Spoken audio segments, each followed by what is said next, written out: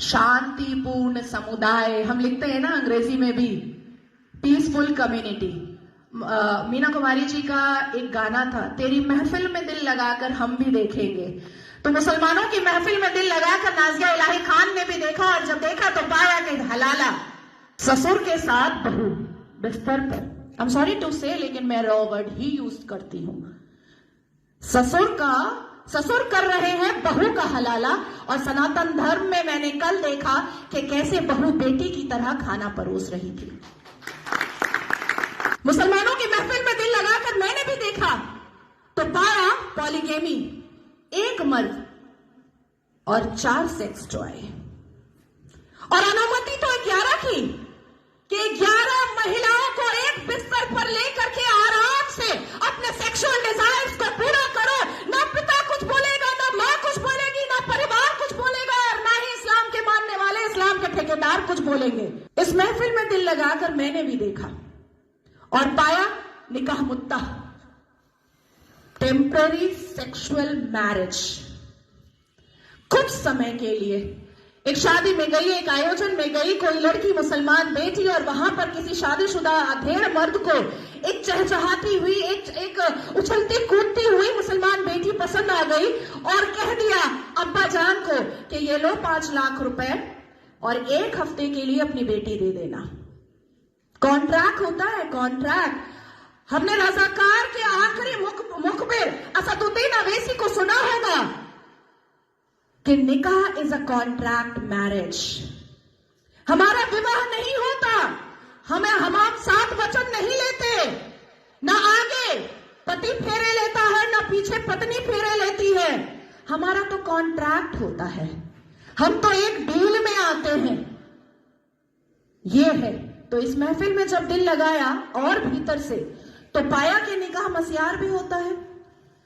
निकाह मस्यार कैसा होता है कि 1 लाख रुपए पर 1 महीना लड़की रहेगी, और सुबह किस वक्त कौन सा सूरज निकलेगा और शौहर छोड़ करके भाग जाएगा, पलटकर पूछना नहीं है, क्योंकि मस्यार निकाह में है कि तुम कहां भागे हो ये जानना नहीं है।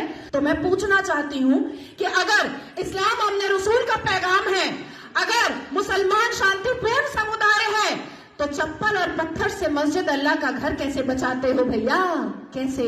1947 से मुसलमानों ने अपने एक्टिविटी से, अपने बिहेवियर से ये लोगों को बताया है कि ये कोई अमने रसूल नहीं है, ये प्रॉफिट मोहम्मद सल्लल्लाहु अलैहि वसल्लम के फॉलोअर तो नहीं है, ये औरंगजेब के ठरकजेब है, ये मुगले आजम के जाहिले आजम है। बस इतना ही है इनका परिचय, उसके अलावा इनका परिचय कुछ भी नहीं है। शिक्षा बोलो नहीं लेंगे, इंसान बनने बोलो नहीं बनेंगे, कुछ पढ़ने बोलो नहीं पढ़ेंगे, कुछ करने बोलो नहीं करेंगे, लेकिन रेप करने बोलो तुरंत करेंगे, लव जिहाद करने बोलो तुरंत करेंगे, बम गोली बारूद फेंकने बोलो तुरंत फेंकेंगे, आतंक मचाने बोलो तुरंत मचाएंगे। आखिर क्या है इस समुदाय में, जो एक समुदाय पूरे दुनिया के सारे धर्म वालों को परेशान करके रखा है?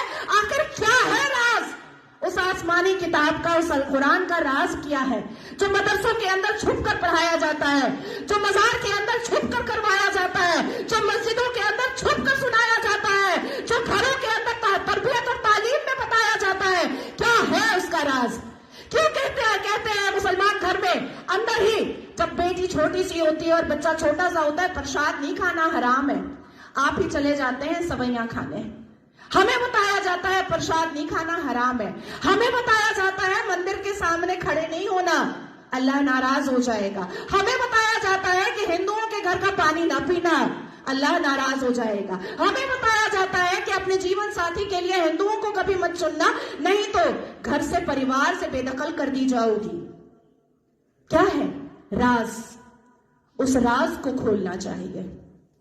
मैं जानती हूं कि सनातन धर्म के लोग जिस हिसाब से अपने रामायण, महाभारत, श्रीमद् भगवद गीता को पढ़ते हैं, उनके अंदर शांति होती है, उनके अंदर इंसानियत होती है, उनके अंदर माफी की तलबगारी होती है, मैं जानती हूं। लेकिन जिस गली जाना नहीं है उसका पता पूछना पड़ेगा, अपनी बेटियों को समझाना पड़ेगा कि कोई अब्दुल अच्छा नहीं है।